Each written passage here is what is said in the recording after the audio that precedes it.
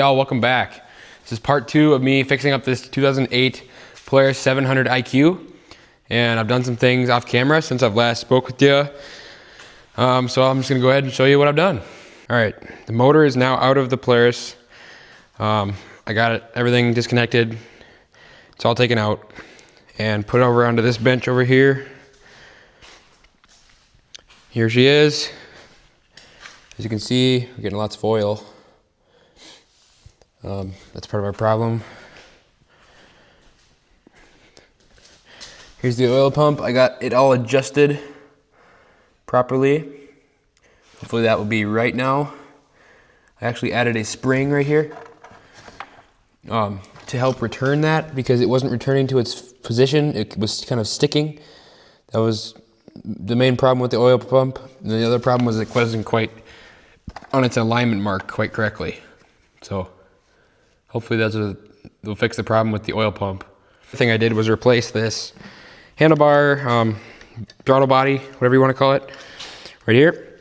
The old one had a broken piece where it connected right here.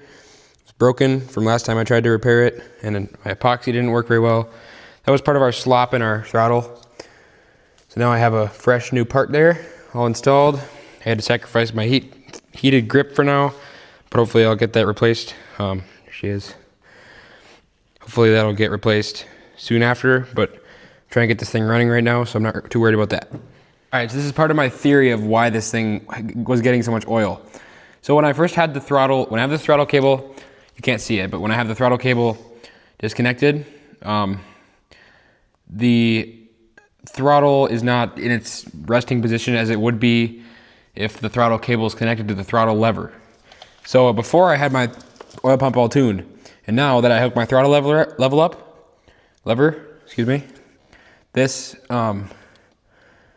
is at full throttle for oil right now. So that's why I'm getting so much oil. So what I need to do is adjust this while it's connected to the throttle lever. So this is your adjustment down in here.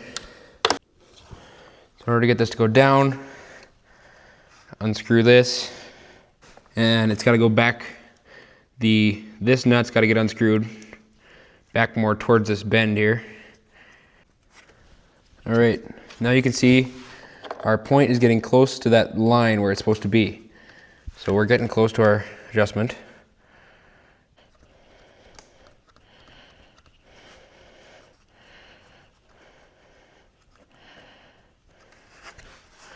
Screwing that back in, sorry you can't really see.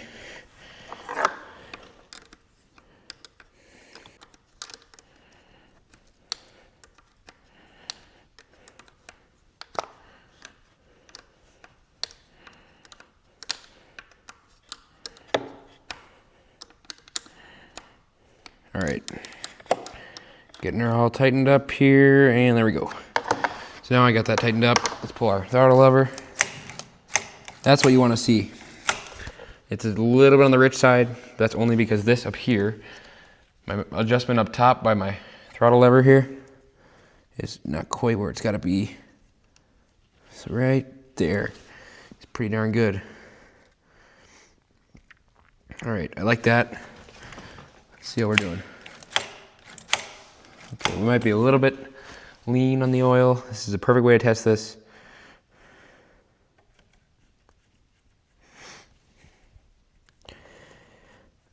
Right there.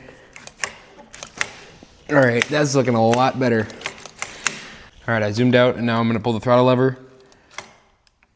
You can see they're both opening at the same exact moment, and I got quite a tiny little slit in there for a little bit of idle speed. And it's returning right back to its mark, right down where it's supposed to go. So that's gonna be perfect. So that I didn't adjust it quite right. So now I know that you gotta have it hooked up to the throttle lever, because that adds some variability to your the way these are adjusted. So there you go.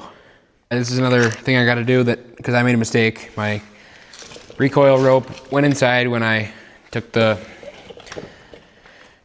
pull cord off, and now I got to take this recoil off again to get that out of there. So that's what we're gonna do before we can put it back in the snowmobile.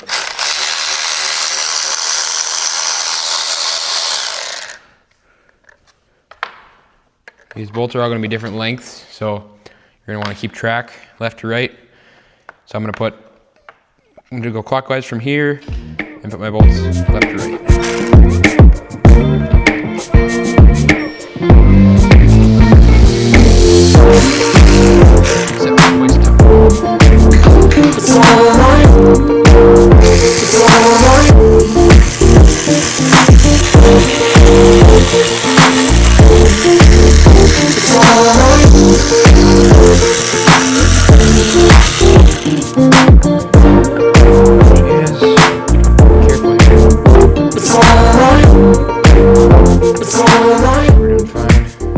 I tied a simple stopper knot in my rope, so now we can feed it through the hole right here.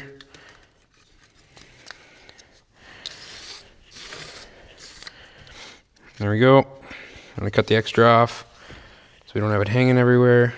And then burn that end.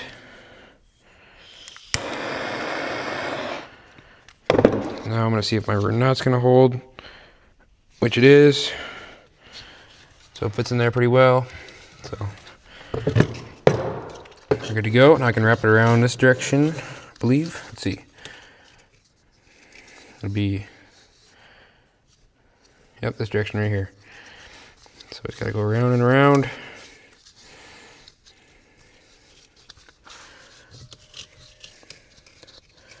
Back over to here.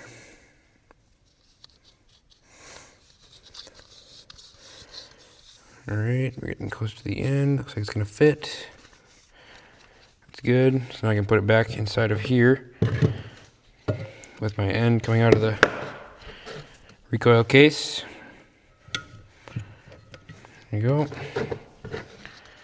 Wrap this back around. Oh, it came out again.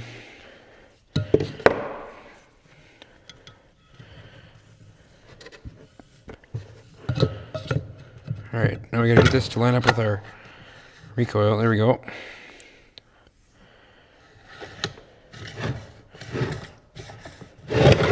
So you kind of just gotta test your little thing here to see if it's gonna line up correctly. So now let's say we're down here.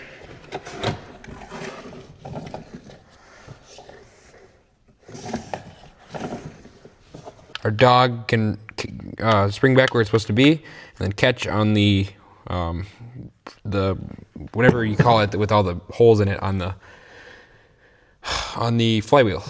So then you can start your sled.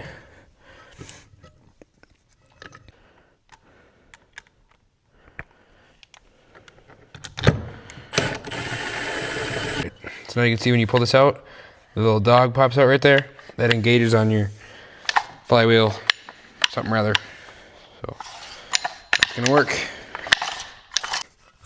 So we'll go on this way. And we're gonna start with this bolt here, which goes down here.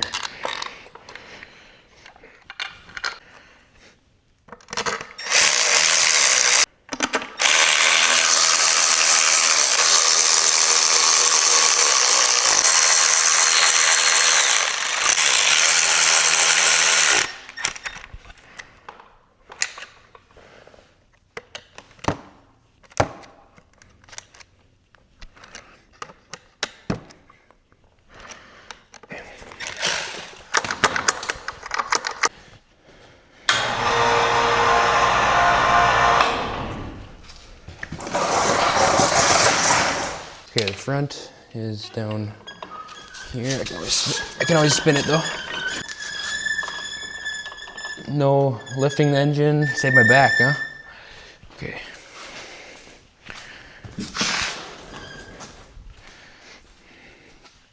Okay, I'm gonna spin it.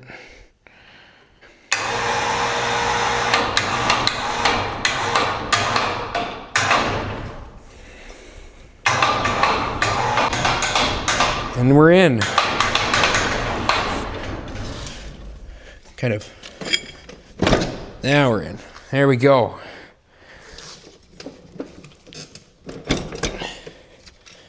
She is in. Now I can take this hoist out of here.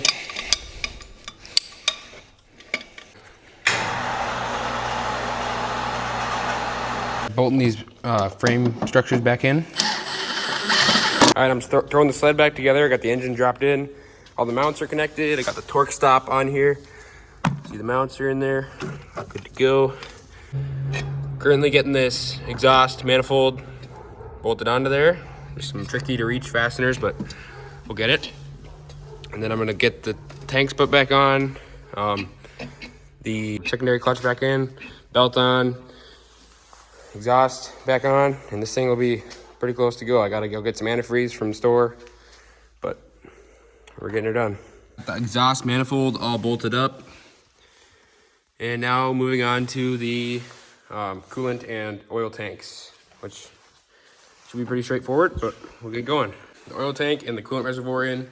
Only reason I'm not filming this is because it's kind of like a weird thing to film because you can't really see, and as you can see, the oil's all hooked up down there. Next up, we got the clutch and electronics over on this side.